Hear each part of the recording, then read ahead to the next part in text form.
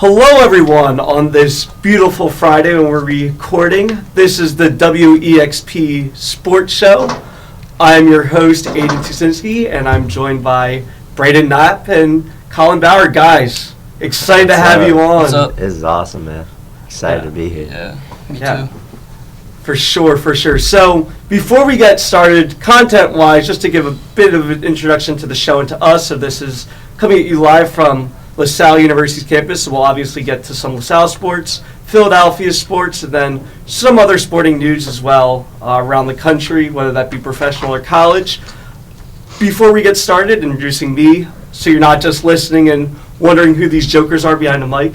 So my name is Aidan Tiksinski. Like I said, I am the host and co-producer of Sports Talk Philadelphia, a LaSalle TV show. I'm also on the Whistle Throwers podcast. Shout out to my boys, Jack Mubarak and Jack Slaymaker. I've also written for the Collegian and a couple other sporting websites. So pretty stacked resume. The two guys I'm with the other guys I'm with are freshmen, but they still have a lot of experience talking about sports. So guys, if you're gonna introduce yourselves. What's up, guys? I'm Brayden Knapp. As Aidan said, I'm a freshman here. I'm a sports communication major. And I'm actually also on Sports Talk Philadelphia with Aidan. And I just played sports and love sports, so I'm just ready to be here and talk about sports. What's up, guys? I'm Colin Bauer. My major's communications with a focus in media and journalism. I've been kind of getting into LaSalle TV, and I want to get into kind of writings for some shows. So I think this is... Yeah, this is a good start. This is where you start. For sure. So we're going to get started with LaSalle sports, women and men's basketball. Specifically, both teams have been struggling a bit.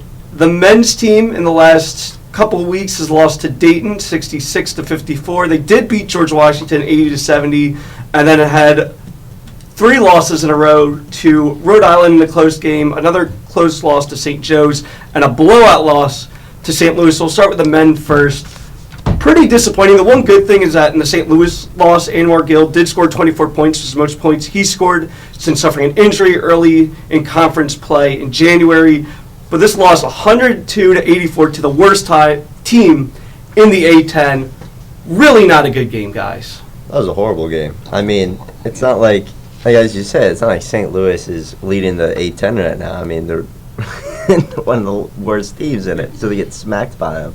It's horrible, man. What do you think, Colin? I think LaSalle, we come out, I feel like, aggressive starting, and then as the game goes on, there's just mistakes that start to kind of build up on top of each other, and it kind of leads to, turnovers, and then we kind of start losing stuff.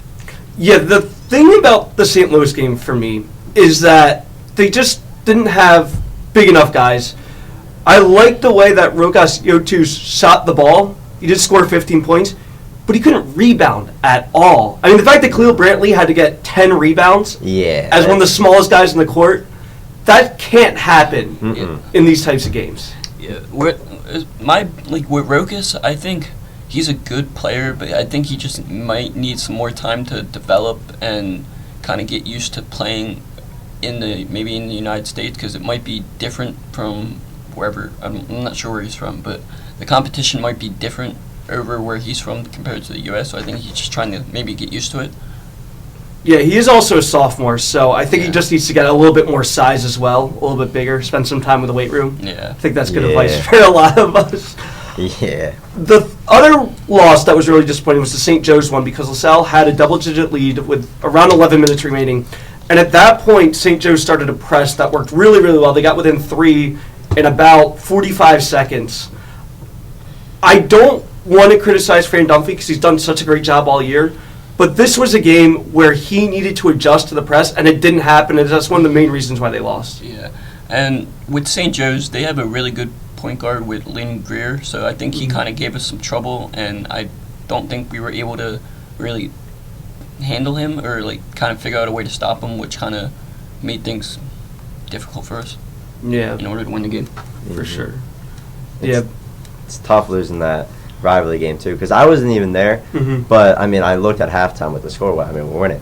So, I mean, yeah, just to come back and lose. And what you said, we couldn't handle the press. So, it's annoying, man. Yeah, and I mean, after these 3 losses in a row, LaSalle is now 11-12, which is the first time they've fallen under 500 all season. I mean, you got off to a 9-5 start. Yeah, we had a good start. It's annoying. That's what I was annoyed about because, I mean, we came here. I mean, like, I know in previous years we have not been very good. I mean, we started so well. I mean, we almost, obviously the Duke, we were not going to beat them, but we're fairly close with Miami. Yep. We definitely could have beat Temple. Mm-hmm. So it's just, it's annoying now seeing all these losses. Yeah. It's like, what happened? The Temple game I was actually at, and it really, really made me mad because Rokas, the amount of rebounds he dropped in that game was so frustrating, and we could have won the game if he could just grab the ball a little bit. Yeah. Yeah, no, Grab the ball. Yeah, I mean, and again, LaSalle's never really had the size at center that they need to compete in the A-10. And it is really annoying because we have the point guards to score. Mm-hmm. I feel like the St. Louis game, yes, it was a letdown. I kind of felt like it was coming because they played so well against St. Joe's and came out with a loss. And now you're playing the worst team in the A-10. It felt like a trap game. Yeah. I And- can see that. But, I mean, still, though, I mean, it's one of the worst teams. Yeah. And, like, we're not one of the best teams, but we're not a horrible basketball team. So, I mean, it's just, what do you think, Colin? I don't think we're terrible. I think we're going to get better and better as the years goes on. I actually filmed for the basketball game, so I was talking to, I forget who I was talking to, but we have a guy coming in next year to play for LaSalle, and apparently he's good enough to go play at any Division I school that he wants, but because of his grades, he decided to come to LaSalle, and he's a 4 or 5 star, I think, guard. Do you know? No, I'm not 100% sure, but we'll definitely look into that for the next episode. I mean, it is good to hear, but I remember when Deshaun was recruited, and he was supposed to be the next, like, high flower, and he can dunk really well, but hasn't developed in the way I was hoping he would. So that's my biggest criticism of LaSalle athletics is that, especially for basketball, you bring in all these guys who can be really good. I mean, Khalil's been awesome. Jameer Brickus has been really good. But you can't just rely on 2 guys, especially 2 guys who, unfortunately, are undersized. Yeah. And that's not taking away from their skill at all, because they're great. But you do need some guys that are bigger to step up. Yeah, and my thing, how old is Kahil? What year is he? He's a senior. Oh, shit. Yeah, and Jameer is a junior. Okay, so yeah, we're losing him soon. Because I was maybe like thinking about like we could potentially just lose him because he transfers to another better school. But yeah, if he's a senior, and his days are numbered. So I mean, like as Colin said, we got to bring in more people in and at least maybe try and get some size. I know it's a little hard because I love LaSalle, but it's not like it's one of those big major D1 schools. So it's a little hard to get some of those high, like 4-star, 5-star talents into these tiny schools. But we might luck out with this guy with his bad grades. Come here. We'll see. We will see about that. So we're going to go to the women's team now, and they've also been struggling. So lost to Rhode Island, 75-47. They did beat UMass by 2. Lost to Dayton last Saturday in overtime in a close game, and then got crushed by Loyola Chicago, who is a good team but not that great. So the women are now 7-15, 4-7 in A10 play. There was a specific play that really irritated me about the women's game, and it was they were down by 3 with 2.8 seconds left, and Molly Mastoni, who's one of the best scorers for LaSalle, was the one that inbounding the pass to Nicole Melius. And Melius is a great freshman, pretty good shooter, but the shot that she took was a deep 3 with like no time left, and I feel like the ball should have been in Mastoni's hands or Michaela Miller. Yeah. I don't think it should be in a freshman's hand in that situation. The one thing I should say about Nicole is I feel like she has kind of like the green light from the coach to just kind of pull up whenever she wants, and that's good at times, but sometimes it needs more ball movement. I feel like, and she was the all-time leading scorer in New York City history, so maybe that gives what's the coach's name? The coach's name is Melton McGilvery.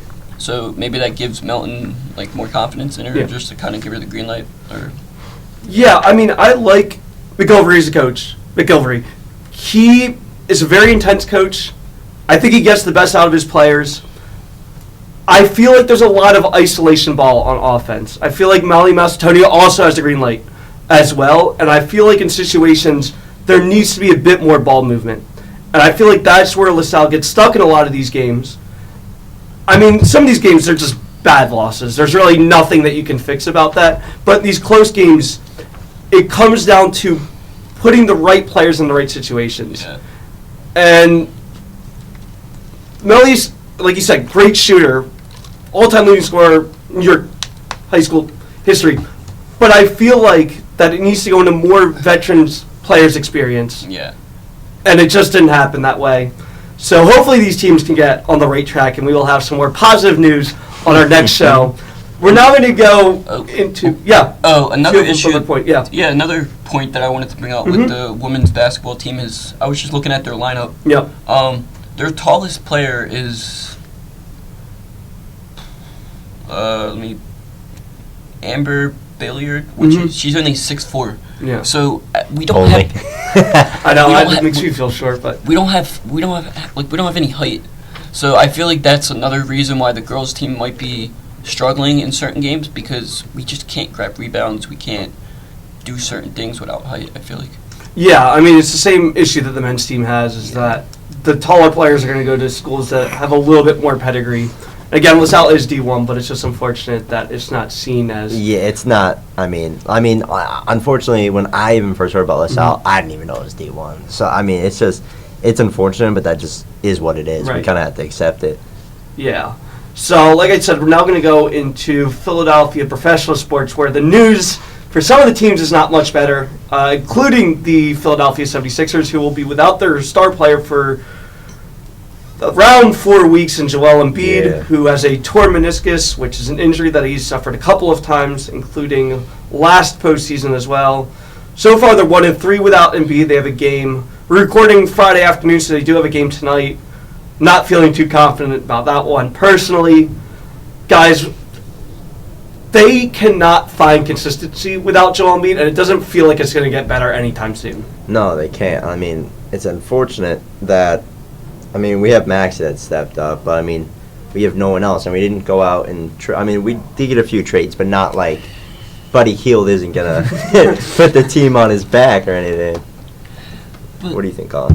One thing I think about the Sixers is no matter how much talent we've bought in over the years, we've still have not been able to get past the second round of the playoffs. Yeah. Like 17, 18, it was Jimmy Butler, Tobias Harris, Ben Simmons, Joel Embiid. We didn't make a championship. Recently, it was Joel Embiid and James Harden. I know everything kind of happened, but once again, we weren't able to make the playoffs. So I feel like it might be more a coaching. Like, I guess the players do have something to do with it, but if we haven't been able to make it past the second round of the playoffs or whatever, even with the amount of talent that we have, I feel like it might be time to look at maybe the front office or something like that. To a certain extent, I agree, but you've already been through 3 head coaches at this point. Just got Nick Nurse. Yeah, 2 general managers.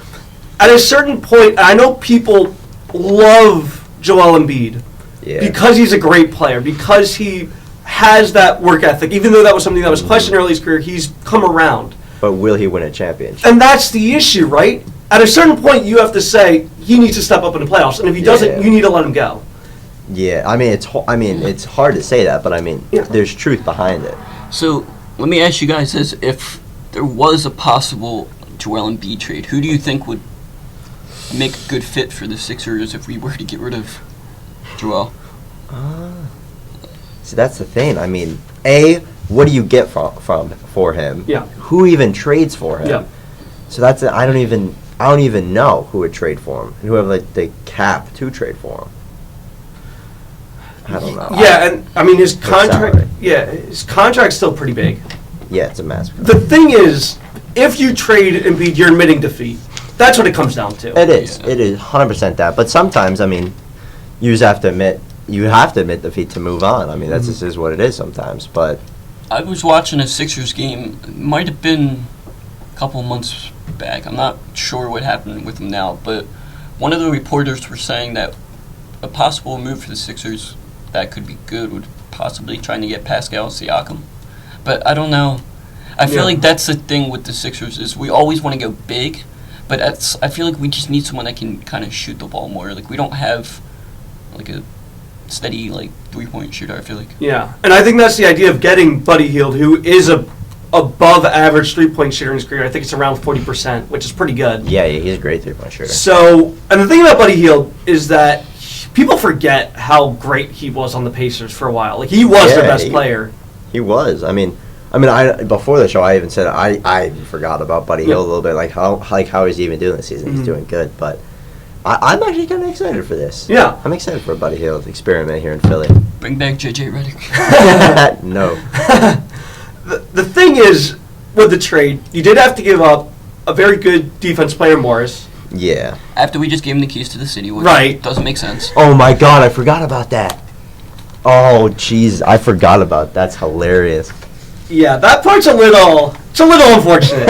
I mean, sometimes, look, same thing I said about Embiid. Sometimes you just have to make that professional choice. Mm-hmm. It sucks because everyone loved him. He's from the city, but at the end of the day, this was a trade the Sixers needed to make. Yeah. The part that's really interesting is the 3 second-round picks. I know 3 of them. It's kind of interesting. I don't know why for 3 for Buddy. I mean, I don't know. I mean, Morris, Korkmaz, and 3 second-round picks for Buddy Hield. I don't know. I feel like we didn't need to give 3 second-round picks. But also, I don't know. What do you think about it? I feel like that the Sixers are trying to tell me that they're going to make a run for the championship. That's where I'm getting out of this. That they're prioritizing shooting, which they don't really have off the bench. That they have to believe that Joel Embiid's going to be healthy for the playoffs. Yeah. They have to think that. You don't make the trades that they did and expect to make a run next year. And I think Daryl Morey realizes that they need to make a run as soon as possible because they don't have a lot of time with Joel Embiid. No, they don't. And then, I mean, going into the bench, Tobias Harris doesn't have much more time. Mm-hmm. I mean, you got plenty of time with Maxey, but everyone else on the team, you kind of have to go now. And it's unfortunate. I think, especially now that we know that Embiid is not going to in the MVP race anymore because he's going to be missing out too many games.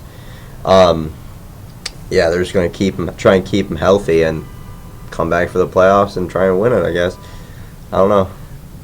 I'm looking at the 2024 draft class right now, and I don't recognize any of these names. And I've heard from like multiple people that this might be one of the worst like draft classes in the coming up, and I'm not sure if he's gonna try and make his way into the 2024 draft class. But what do you guys think about Bronny James?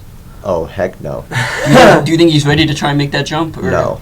I don't think he's ready. I know. He doesn't I don't even think start he's on ready. USC. I don't think he's ready yet either. Yeah. But he might try and make the jump just so he can play with his. I don't know. I don't. Do you think LeBron's gonna wait it out for? I think he might try, but I don't. Like even if he does, I don't think they'll end up on the same team. I don't know. I don't think that will I mean, honestly, I don't think it's going to happen. I mean, it's even a question mark if Bronny can, I feel like, even get to the league, unless I'm being too harsh. But, I mean, as of right now... I haven't seen anything that tells me that he's going to be remotely looked at. I mean, maybe an undrafted free agent, but it would make way more sense for him to stay at USC, develop as a player. Get a lot of money. Or transfer to another school, because USC is not that good in basketball right now. No, they're not. Well, and they have talent. I mean, they have Isaiah Collier. Isn't he going into the draft? Isaiah Collier, I believe. I think so. Yeah, he's one of the guys that are high up there. I think, Ron Holland, too. He's not USC, but going in the draft.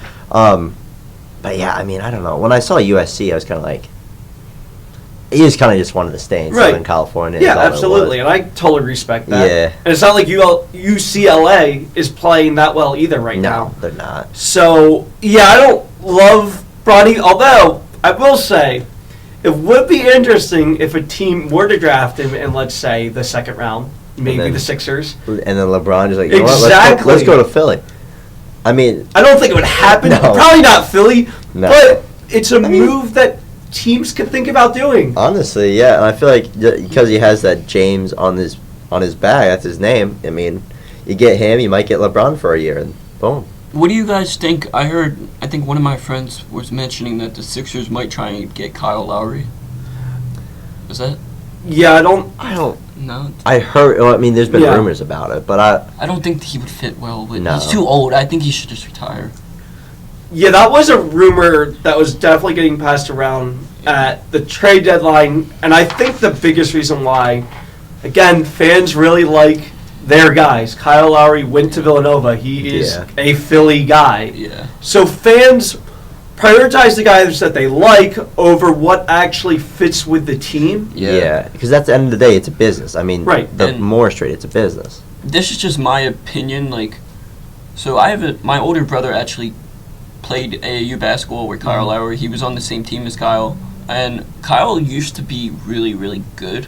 But I guess this happens with any player. But I feel like once he got to the Heat, he just kind of went downhill. And I mean, maybe it's because of his age, but he just gets worse and worse. I think it's his age. Because, Yeah. I mean, he's getting up there. I mean, let's think about it. He's been in the league, a fairly long time. He's definitely in his early 30s at this point. Yeah, and well, most of his best of his career is in Toronto. Right. But And I mean, the other thing too, you have to remember, for a while it was just him and DeRozan.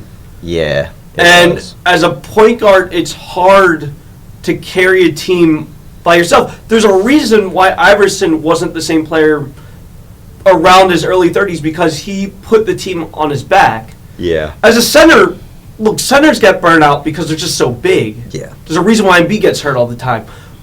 But to be a point guard, and especially the way that Lowry played, where he wasn't a three-point shooter. He tried to attack the basket a lot. Yeah. And he made moves on his own to get open. At a certain point, you can't do that. The reason why Curry has such great longevity is because he can shoot from anywhere. Mm-hmm. And Literally. when you have that ability, you don't have to work as much to get your shots. Where Lowry, when you try to get to the basket a lot, you're going to get burned out. Yeah. Which is what's happening. And wait, as a little side piece, who do you Mhm. think's winning the contest, Steph or Sabrina? Ooh. See, I love that they're doing this, and Yeah. all the people that are like, oh, I don't want to see a woman compete against them. It's like, you clearly do not follow the WNBA. Yeah, dude, she's a good shooter. Yeah. I mean, she is. I mean, I don't really follow WNBA, but I know who she is, and Yeah. she's a great shooter. So I'm excited for this. And the other thing, too, it will bring the WNBA more popularity, because Yeah. I know Sabrina's going to do well. Oh, yeah, it's going to be close. It's going to be really close. It's going to be 100% close. Yeah. So speaking of Steph Curry, can we talk for a second about what's going on with Klay Thompson? Yeah. He just hasn't been himself, and they've interviewed him, and he's just been saying that he's been dealing with a lot of stuff mentally, but I don't know, he's just Well, he's getting up there in age a little bit. He's had some major injuries. Yeah. He's just, I mean, it's hard to be the same player after all that. And then especially if he's having mental stuff, I mean, just because, I mean, these are all normal people. They all have stuff going on in their Right. lives. So. Yeah. And I mean, their assistant coach also did just pass away. And that's That something too, yeah. that's not being talked about a No, lot. it's But not. he was with the Warriors through their entire run. Yep. That's a really tough loss at any point, but especially in the middle of a season where the Warriors are not playing the way that the Warriors have played in the past. And there's issues with Draymond, which, Well, that's surprise, surprise, but real shocker. right. But did he try and hit someone again? yeah, he got who was the guy he got in a fight with? I don't even remember, but there was another. Yeah, I forgot. There's been so Draymond. many. But yeah, he got into another fight. He was suspended for a little while. So it's just there's so much going on. And like Brayden said, the injuries add up, the years add up. Yeah, it's a lot. It's unfortunate because, I mean, Yeah. I love playing the Splash Bros. I mean, it's awesome to watch, but I mean, that's just how it is. I mean, eventually Steph is going to Right. decline. That's just how it is. Yeah. So the other trades that the Sixers made before the deadline, these are really interesting. So they traded Pat Bev to the Bucks and Jordan Springer to the Celtics. So they got campaign in the second round for Bev and then a second round pick for Springer. Why you would trade two players? Bev is an above average six man, and then Yep. Jordan Springer has a lot of ability. He's young, but there's something there. and trade them to the two teams you're competing against in the East, I can't make sense of this. Especially because what they got in return does not make up for the guys that they lost. No, especially Campaign. I don't like Campaign? I haven't watched I don't really follow the Bucks, but I just don't think he's going to help us. Pat was a team player. He was a Philly guy. Everyone loved him. He did what he needed to do. He was that spark that we had coming off the bench as far as defense.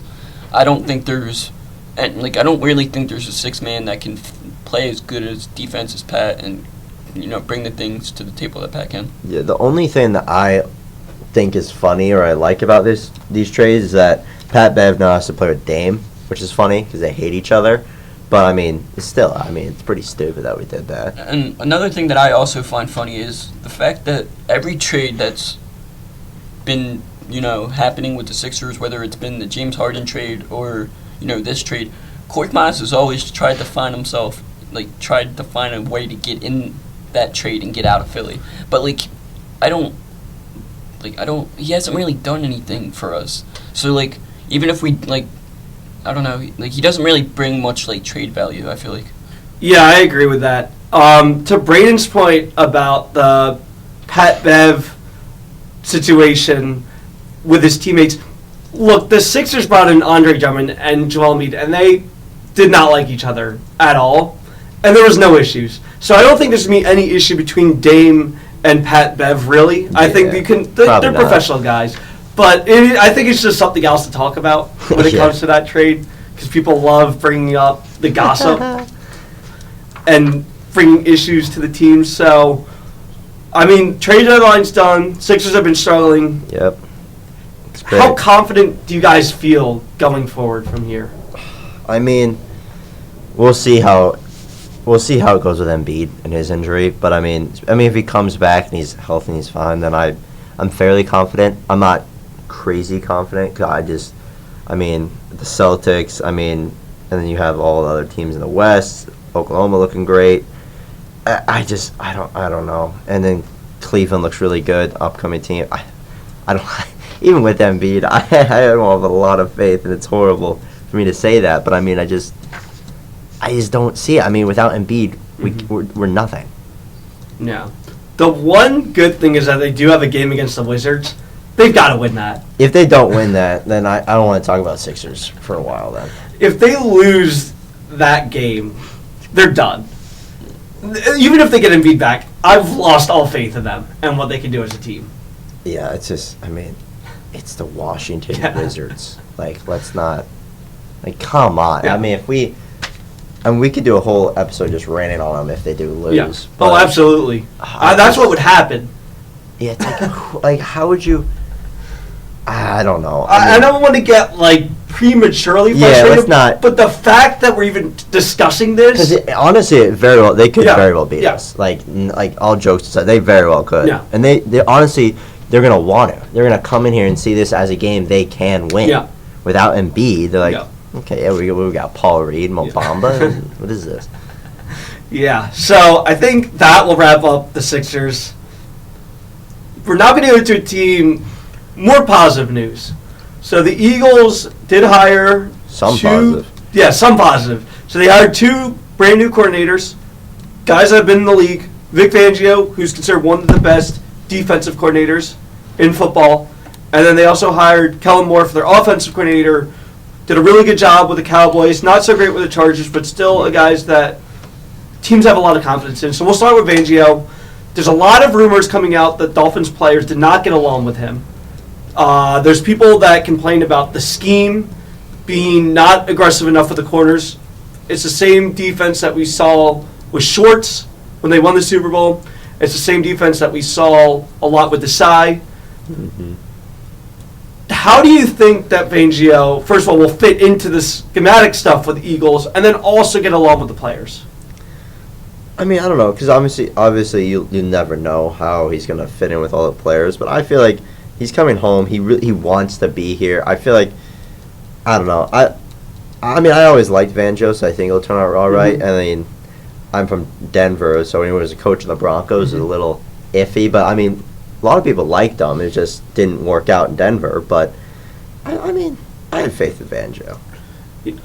I think something that I found really interesting and important to point out is that the Dolphins last year were 10th in yards allowed per game, and the Eagles were 26. Yeah. So, freaking anyone at this point. How are we 20? Oh, jeez. I don't know. I don't want to get started on that. I mean, and the thing is, It's so stupid. I don't feel like that the coaches were necessarily all to blame. They're definitely not all to blame. They definitely have a part in it, Yeah. 100%.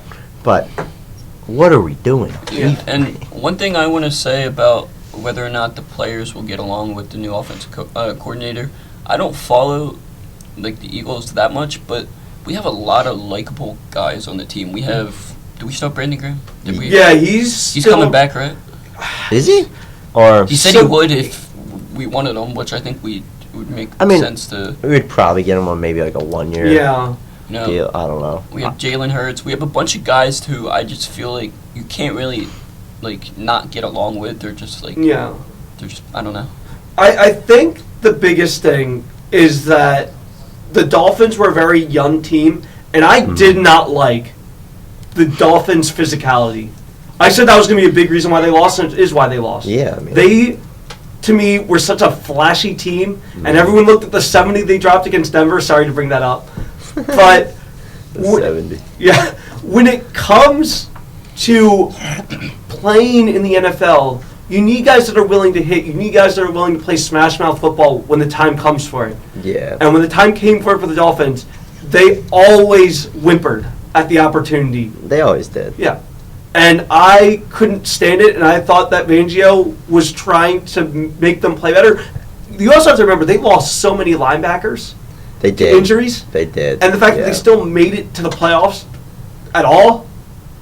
Well, I mean, because what? I mean, they won all the easy games. Yeah. I mean, the Bills were an up and down team Yeah. for the most of the regular season, and the Patriots were horrible. Dead in the water. Horrible. Yeah. So, I mean, and then the Jets without Aaron, I mean, Yeah. they're horrible too. So, I mean, honestly, I wasn't shocked they made the playoffs, Yeah. but, I mean, when they played a good team, Right. they always lost. Except for the Cowboys. Except for that was really funny. Yeah, that was Oh my God. a bad game. So, I guess Classic that's Cowboys. Yeah, I guess that's a good transition to Kellen Moore, who was the Cowboys' offensive coordinator for a couple of years before going to the Chargers. So the Chargers last year ranked 18th in offense in yards per game. The Eagles are 8th. The Chargers, to me, I mean, Austin Eckler was out for a few games. Yeah. I feel like that when it came to Brandon Staley, I never liked him as an NFL coach. I didn't either, yeah. So I feel like that Kellen Moore was put in a position where he couldn't succeed. Yeah. And I feel like coming to this offense with the weapons, like Colin brought up with Jalen Hurts as your quarterback, they're going to bring in someone to running back, whether it's re-signing Swift or going after another running back in the market. There's a couple that are available. That is true. There's a couple. You could go the Saquon route, or you go for Derrick Henry, or you re-sign Swift. I think all those options are on the table for the Eagles. Definitely. I mean, I think the most realistic is the Swift one. Like, if we're realistic, it's probably that. But, I mean, let's get fun. Let's bring in Derrick Henry, because we probably won't bring in Saquon, even though Yeah. I'd love that. Bring him back to Philly, or to Pennsylvania. But Derrick Henry on the Eagles, man. I mean, he can reunite with A.J. Brown. Yeah. Kevin Byard. Come on now. I mean, I also am a big Derrick Henry fanboy. I love him mainly because of fantasy football over the years. But I mean, let's bring him. Let's bring him. I would love it. The thing that worries me is that he is getting up in age. He is. He's close to 10,000 rushing yards, even though he also had around 4,000 at Alabama and a ridiculous amount in high school. Yeah.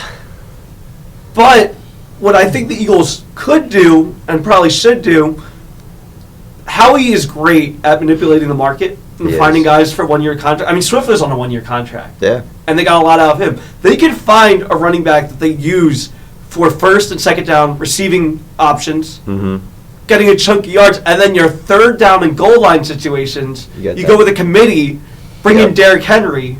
So you're not stopping him on those situations. You're not. The only thing is to talk about is because, I knew, at least going in this season, I knew Swift was going to be at least fairly decent because Eagles have an insane O-line. Now going forward, without Kelsey and then let's hopefully like Lane Johnson doesn't retire either. I mean, the line's gonna be different now. We still have some good players on the line, obviously, but going forward, how's he gonna look with their running back? I mean, will they be as dominant now because we don't have as good as a line? Yeah. So I mean, I don't know. That's something that also I feel like we need to talk about too. With the talking about running backs, we need to talk about the line with it. Yeah, I mean, there's a lot of needs that the Eagles are going to have to address in the draft. I think a lot more than people thought. Yeah, I think more than most people thought when last season began. Yeah. So who do you want? I mean, because like as we said, there's many needs. I mean, you have offensive line, cornerback, or running back. Who going into the draft with our first overall pick? Who do you think, what is it, 22nd, whatever it is? 22nd. 22nd. Who do you want? A lot of people want Jermaine Trotter Jr. We could get him in the second round. Yeah, and the other thing, too, is, like, I don't want to draft people because of their last name. Well, like Kool-Aid McKinstry? Well, no. So, Trotter's dad played with the Eagles. Oh, did he? Yes. I did not know that. Yeah. So, the thing is... But in the second, a linebacker in the first round. And especially because there's so many needs. There was a time, I want to say it was the Devontae Smith draft. So in the second round, the Eagles could have gone for a couple different people. One was Asante Samuel Jr., who his dad also played with the Eagles. People really wanted him. The Eagles decided to go with a lineman, with Landon Dickerson, who's now a Pro Bowler. It's true. Howie made the right decision, and he got a lot of crap for it. I trust Howie. Howie definitely knows what he's doing. I mean, to be fair, though, for me, in the last draft, I would rather have them taking Brian Branch over Nolan Smith, personally, because I think Brian Branch, who also had a great year on the Lions, I think that's legit your perfect C.J. Gardner-Johnson replacement. He can play corner and he can also play safety. Right. So I'm still a little upset about that, but I mean, other than that, then Jalen Carter pick. I mean, I think he's great at draft. Yeah, and I think that I believe that he's going to develop into a stud. Yeah. I mean, the line was so stacked, and eventually they could move on from Fletcher Cox this year. He's only on a one-year contract. That is true. I'm not saying they definitely will. I think the Eagles want Fletch to retire an Eagle. I think Fletch wants to retire an Eagle. But like we've been saying, sometimes you got to make the tough choice. I know. At the end of the day, it's a business. Yeah. It's not, obviously, we want to retire. Right. We want some of these players, Brandon Graham, Fletcher Cox, to retire as an Eagle. But at the end of the day, it's a business, and you have to do what's best for the business and for your team. Yeah. So, we'll just have to see. But I have faith that it's going to work out. I trust Howie, and I trust the new guys he brought in. At least, hopefully, I can trust them. We'll see, though. Yeah. I'm excited to see Fangio defensively. Yeah, I'm excited for that, too. I always really liked Kellen Moore, even though he was the Cowboys coach. I felt like their offense really took off under him. He won a lot of awards. Like, he was great with them. Yeah. Last season, obviously, it was not the greatest. But to be fair, Chargers all of last season were, cluster. They're horrible. Yeah. Hopefully, the Chargers could get it figured out. Like I said, Brandon Staley being gone was probably the best thing that could happen to that franchise. Yeah, definitely. We'll see. Although I will say, more focused on the Eagles than anyone else. Yeah. So, before we wrap up this quickly, the Flyers won a couple good games. Beat the Panthers, who are one of the best teams in the Atlantic, 2-1. Beat the Winnipeg Jets, who are one of the best teams in the Central, 4-1. Travis Konecny, 2 goals and an assist since the All-Star break. Earson had 28 saves last night at close to 30 in the win against the Panthers. We won't get into Carter Hart stuff at this point. There's been enough said about that. You had plenty on that one. Yeah, but it is good to see Earson playing very, very well. Mm-hmm. It's good to see Konecny still playing well after the All-Star game. He's on pace to have a career year at this point. Yeah, he really is having a fantastic year, man. Yeah, which is very good to see for him. Going forward, our next game, on Saturday? Yeah, we play the Kraken. How do you think that's going to go? Kraken are a weird team because they're still up there in the Pacific. The whole conference is ran by the Golden Knights. It is true. They are. Basically, the Jets, like I said, they're up there now. You've got the Colorado Avalanche, who are really good. Here's the thing. Avs. Yeah, the thing is for the NHL, you can make the playoffs as a low seed and make a run for the Stanley Cup. Yeah, you definitely can. It's not like in football where there's only been one seventh seed that has won since that was created. Yeah. It's not like in baseball where wild card. I mean, now that the wild card's been expanded, baseball's starting to get closer to hockey, but there's nothing that comes close to the Stanley Cup playoffs in terms of bad teams having a chance at winning. I might get a lot of crap for this, but so my dad's actually from Pittsburgh, so I grew up a Pittsburgh like Penguins fan. Oh. I grew up watching Sidney Crosby, Malkin. So, I mean, I don't really know too much about the Flyers, but I mean, I hope they can make a run, and I hope they can, get some talent and possibly just do better than they've been doing. 'Cause they just aren't really doing anything. And I mean, this year right now, third in the Metro. Yeah, they're good this year. That's So- nice. A nice little surprise. Yeah, I wasn't expecting it. That 5-game losing streak before the All-Star game freaked me out a bit. Yeah, These that two was, wins after, been hopeful. Yeah, and well, I mean, you never know. What is it? Sorry if I'm wrong, but was it last season or one of the last few seasons? The Boston Bruins, one of the best records ever, and then lost the first round. Yeah, last year. Yeah, last. Okay, so I was right. So I mean, yeah, you never know. I mean, you could have you had the best record of all time, and then you lose the first round. Right. So there's hope. There's definitely hope. Yeah. But they need to make it in. And I mean, right now, that 5-game losing streak really hurt them because they're only 4 up on the Islanders. They've got a really big game against the Devils that we'll get into next week, which is going to be at the Meadowlands, so that's going to be a really cool game. So that will wrap up the Philadelphia section. Now, like I said, we'll get to the national news. Guys, I don't know if you knew, but there's a pretty big football game on Sunday. Is there? I didn't know. Yeah. I don't know if we should call it the big game or the Super Bowl for copyright issues with the NFL branding, but we're going to call it the Super Bowl. Yeah, the NFL. I don't think they'll have a problem with the LaSalle radio show. At least I hope they don't. But yeah, so I guess it's a kind of a big game. Just a little bit. Just a little bit. I mean, I am all for even though I don't really care for the Niners. Yeah. I'd rather die than see the Chiefs win. So I don't know, Colin. What do you think is going to happen for this game? I just don't want the Chiefs to win again. Yeah. I think Pat. I mean, I don't have an issue with Pat Mahomes himself, but his brother just really his brother just really agitates me. He's always just doing too much, and he's. But I don't know how. I forget what it was, but.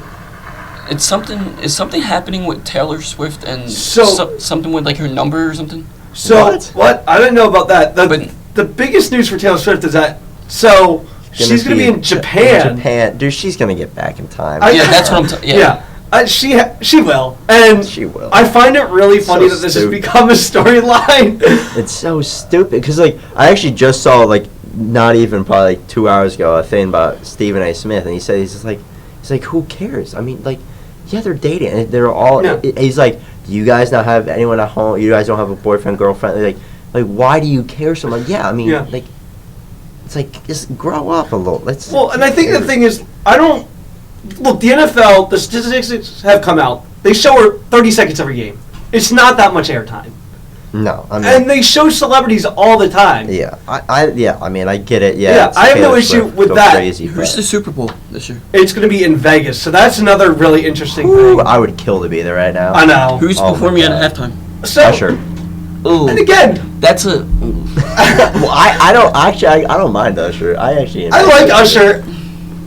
I don't mind Usher. I was kind of excited for it, but as I thought about it, I was like, you couldn't get anyone else. I can't name one Usher song. No? Nah, what you got? DJ Fallen. Yeah, DJ Fallen in Love. Oh, okay, yeah. I gotta go on Spotify to get more. Confessions Part 1 and 2. One thing I think maybe the NFL should do as far as like a Super Bowl halftime performance is like put out on maybe like the NFL, if they have like an Instagram page or whatever, and just if they have a list of just say 5 artists they want to bring on, let us vote who we want to see. But also the artist has to want to do it too. That's the main thing. The artist got to do it. Yeah, and I don't know. Get a list of artists that are interested in doing it, and then let us vote, because some years the Super Bowl performances are absolutely horrible to watch. Which ones? Which one? What is your least favorite? Maroon 5.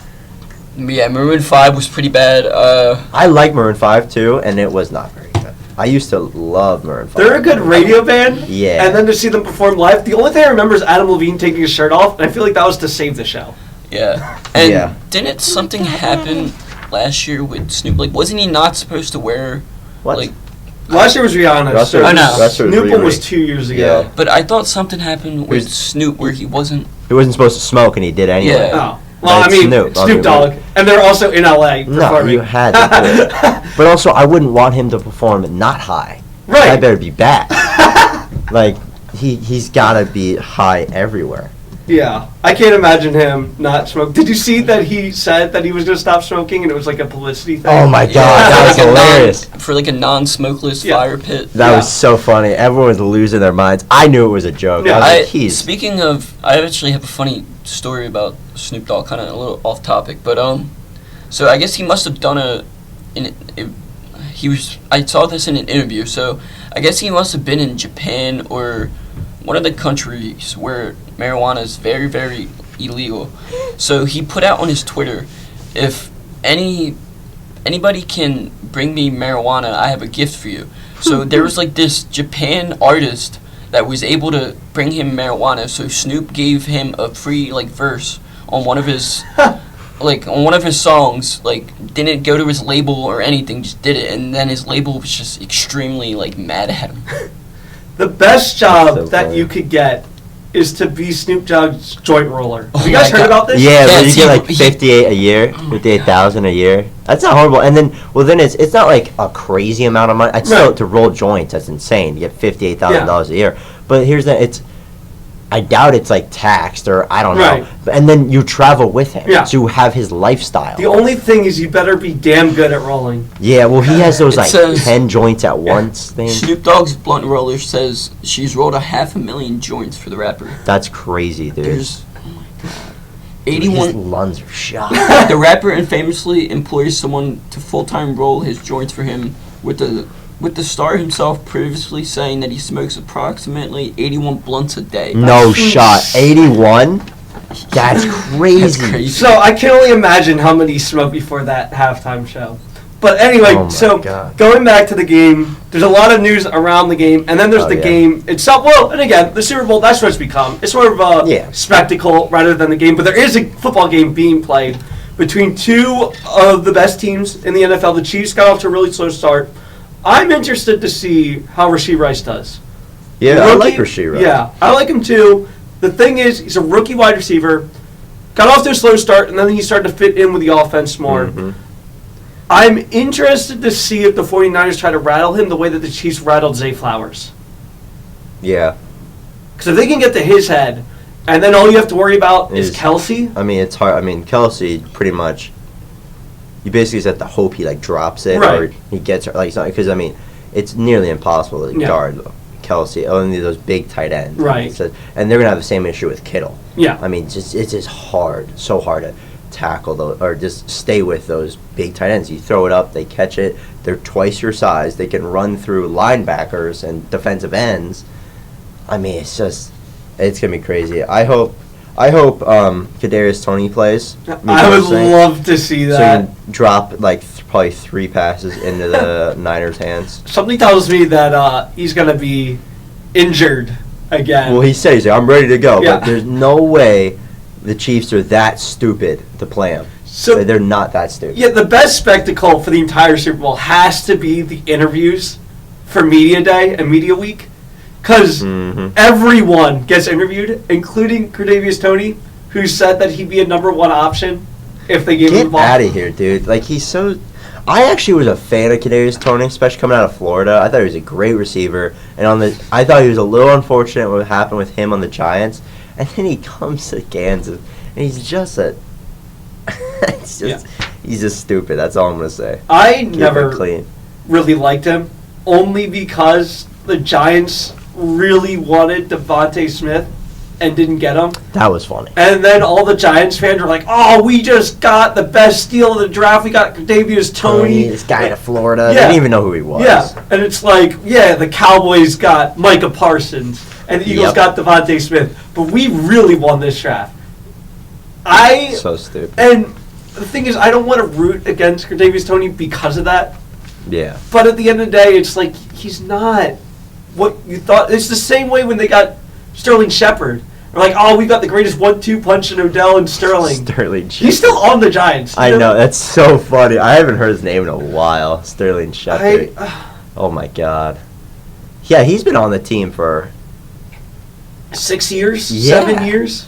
I feel like was he on the team with like Victor Cruz or am I No, mixing that he up? was drafted. The only reason I know this is because I played Madden 17 for so long. Oh, okay. It was like Madden 15 or Madden 17. But he played when Odell was like just getting started. Yeah. So it's been a while. Yeah, it's been a long time. Yeah. And he might be the longest tenured Giant, honestly.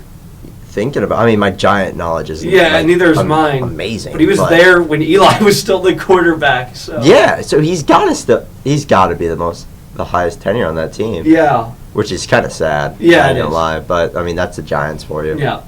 I don't even hate the Giants. No, I mean I wish they were a little better. I mean, I wish the best teams in the division would be us and the Giants, Yeah. rather than the Cowboys. Yeah. But is what it is, I yeah, guess. whatever. So the other thing too, I think that's enough of the Super Bowl. Yeah. Everyone's read everything there is to read about it. Yeah. So not too much more to harp on the game.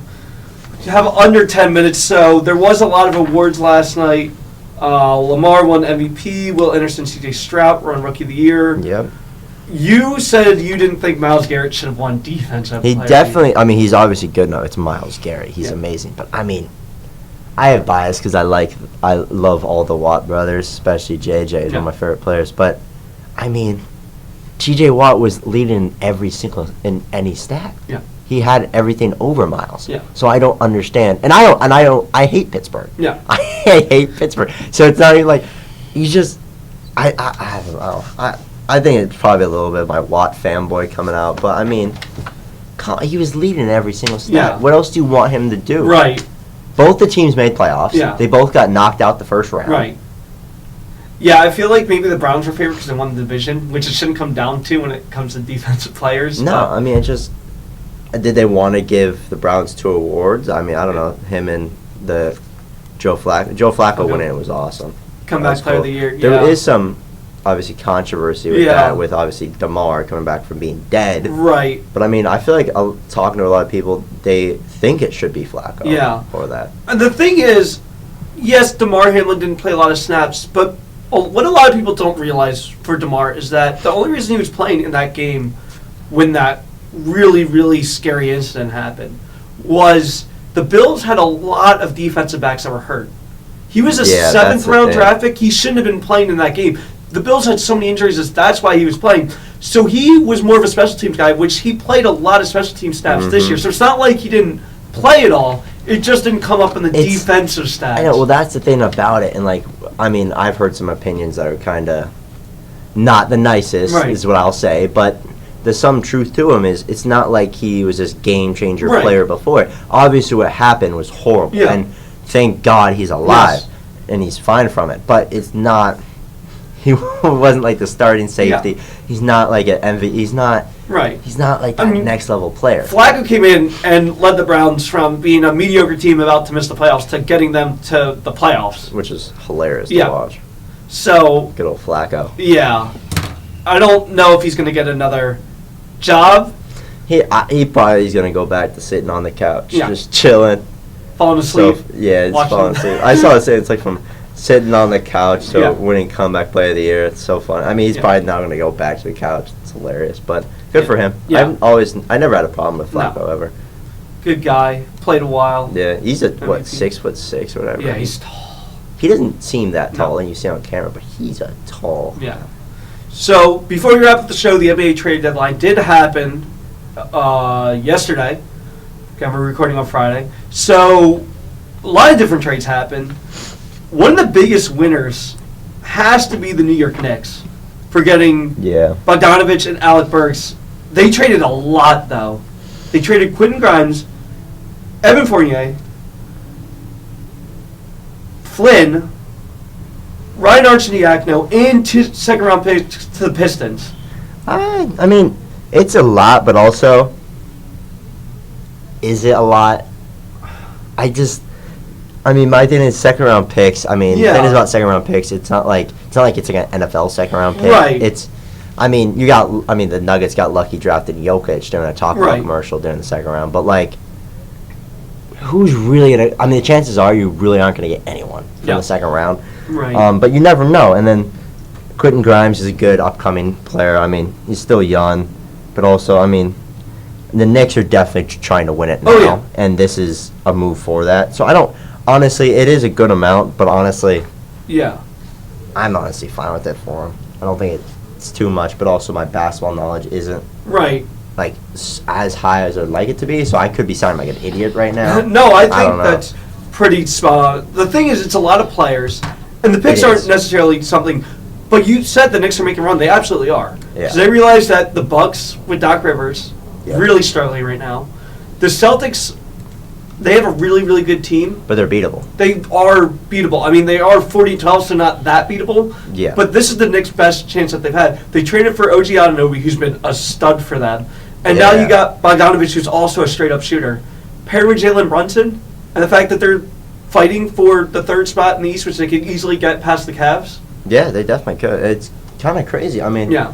with Brunson coming in, I liked it. I didn't think he'd be like how good as he is Right. now, though. I mean, he was in contention to be a starter in the Yeah.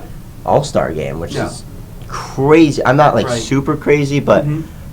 I think it's a little crazy, especially after making what they just. It wasn't a trade, right? They signed him off free agency, or I Yeah, can't that was a remember. free agent. Yeah, that's so there was like a slight tampering thing. So his dad's the assistant coach for the Knicks. Oh, okay. So yeah. what happened was he was on Dallas. Dallas made an offer. The Knicks made an offer. And he's like, I kind of want to get to New York more. Yeah. And the thing is, it worked out for him because Dallas, they're fine. They're a pretty good team. I mean, you got Luka, so Yeah, you have Luka, so. yeah, it's not like you're going to lose having a guy like that. But Yeah. I do feel like the trade that they made, getting PJ Washington, that's I a was huge about to trade. say, yeah, they just got Peter Washington. Yeah, which is a huge move by them. The Hornets, they're in giving up mode. They realize that they're Yeah. not a good team. I mean, they are a really, really bad team. Yeah. But now you traded your two best players in Gordon Hayward Yeah, and PJ yeah. Washington. At least you got a first for him and Grant Williams, I guess. Yeah. But I mean, I don't know. It's just I only like the Hornets because I think they have one of the coolest jerseys. I Yeah. like their colors, and I'm a not like a massive, but I am a big fan of LaMelo Ball. I Yeah. think he's just kind of fun to watch and just Yeah. kind of jokes. But it's just they're not a good team. No. They're so bad. I mean, and the thing is about it, they're not a big market either. Like, who wants to go to like Charlotte? Yeah. Like, let's be honest, because that's the thing is with living in Denver, it's not like it's becoming more of a big market, Right. but it really isn't. So like talking like baseball at the Rock, it's Right. like no one wants to go there. Yeah. And the only reason with the Nuggets is because you got Jokic. So it's like Right. that's the only reason. It's not Yeah. like a big team, No. big market. So it's hard for those teams Yeah. that are in small I mean, markets. the thing is, how can you have Michael Jordan as your owner? Yep. Not be able to bring anyone in. Like, if you have the greatest basketball player of all time I know. as the head man, and you can't bring in anyone that can push you to not getting knocked out in the first round, you shouldn't expect your franchise to then get better when you get rid of Jordan. I know. Yeah, it's just that's unfortunate too, Yeah. because obviously Jordan. I love Jordan, but Yeah. yeah, it's just. I mean, I hope as time goes on, hopefully they're lucky in the draft, Yeah. in the lottery, but Yeah. I don't know. We'll see how it goes for them. Yeah, a couple other big trades. Spencer Dinwiddie to the Raptors for Yeah. Dennis Schroeder, Thaddeus Young.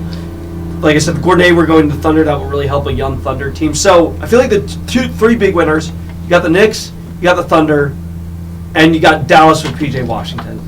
I think those are your three teams that really won the deadline. Yeah, I'd probably agree with that. All right, so we've got under a minute left, around a minute, so Okay. we'll probably cut it short now. Yeah. Thank you guys for listening. Thank we you, will be everyone. back, hopefully every Friday. Yeah. Thank you. Yeah, We'll be back. yeah, for sure. So thank you guys for listening. Make sure to keep tuning in and tune into other shows on the newly formed WEXP Yeah. radio Mainly station. ours, though. Mainly ours. Yes, for sure. Okay. See See you, you guys. everyone. See ya.